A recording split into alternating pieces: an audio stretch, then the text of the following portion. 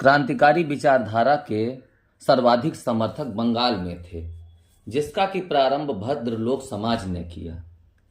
अनुशीलन समिति की शुरुआत 1902 में व्यायामशाला के रूप में हुई, जिसे प्रारंभ में भारत अनुशीलन समिति कहा गया।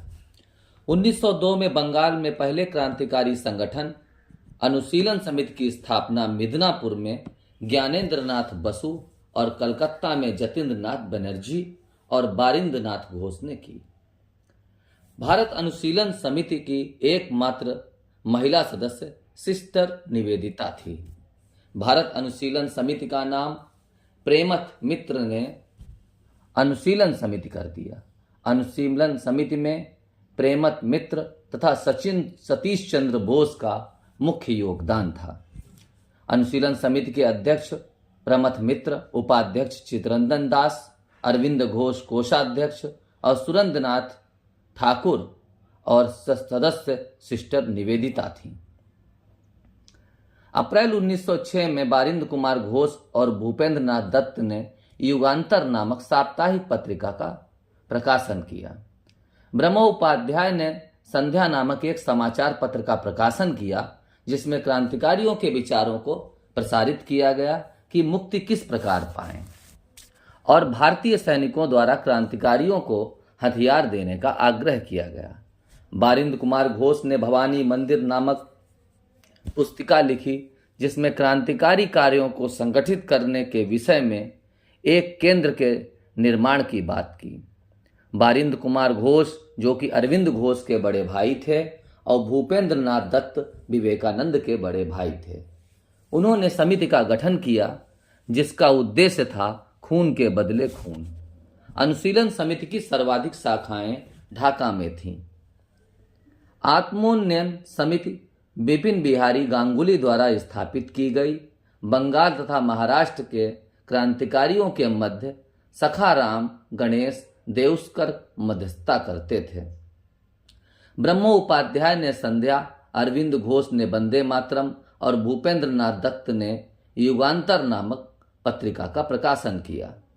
बंगाल में क्रांतिकारी हेमचंद्र कानूनगो पेरिस से रूसी सैन्य प्रशिक्षण प्राप्त कर कलकत्ता आए। उन्होंने मणिक तल्ला में बम बनाने का कारखाना खोला।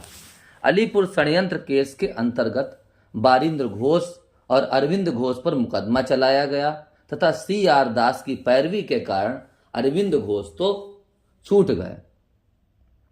अलीपुर षड्यंत्र केस का सर्वाधिकारी गवाह नरेंद्र गोसाई, कन्हई लाल दत्त और सत्येंद्र बोस ने गोली मारकर हत्या कर दी। बाद में उन्हें फांसी पर चढ़ा दिया गया।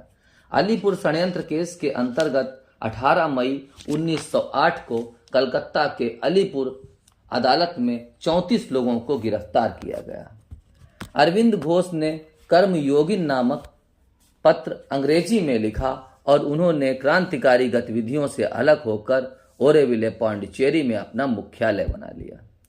30 अप्रैल 1908 को बिहार के मुजफ्फरपुर में प्रफुल्ल चंद चाकी ने और खुदीराम बोस ने किंग्सफोर्ड की हत्या कर दी। प्रफुल्ल चंद चाकी ने आत्महत्या कर दी तथा मुजफ्फरनगर बम कांड में खुदीराम बोस फांसी पाने वाले सबसे कम उम्र के व्यक्ति थे। स्वतंत्रता आंदोलन में क्रांतिकारी आतंकवादियों का पहला महत्वपूर्ण साहसिक कार्य 1908 की बर्रा डकैती का स्थान पूर्वी बंगाल में स्थित था।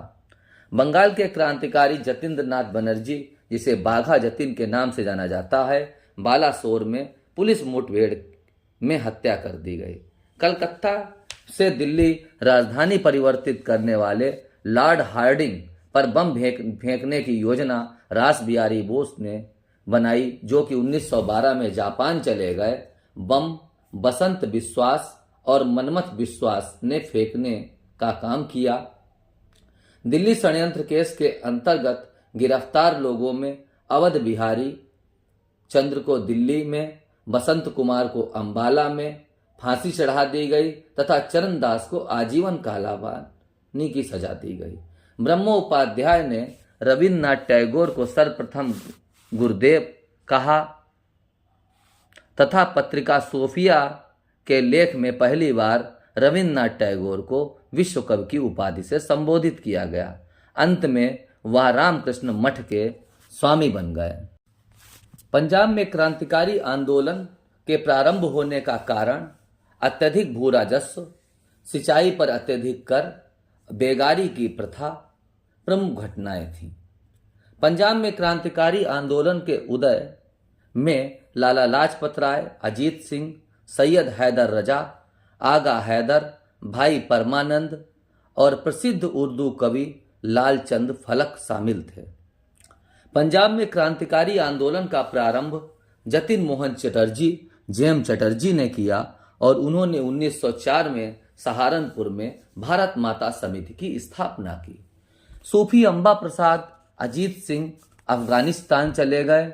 अजीत सिंह ने लाहौर में अंजुमन मोहिब्बताने वतन नामक संस्था की स्थापना की, जिसके सदस्य अंबा प्रसाद, लालचंद फलक थे।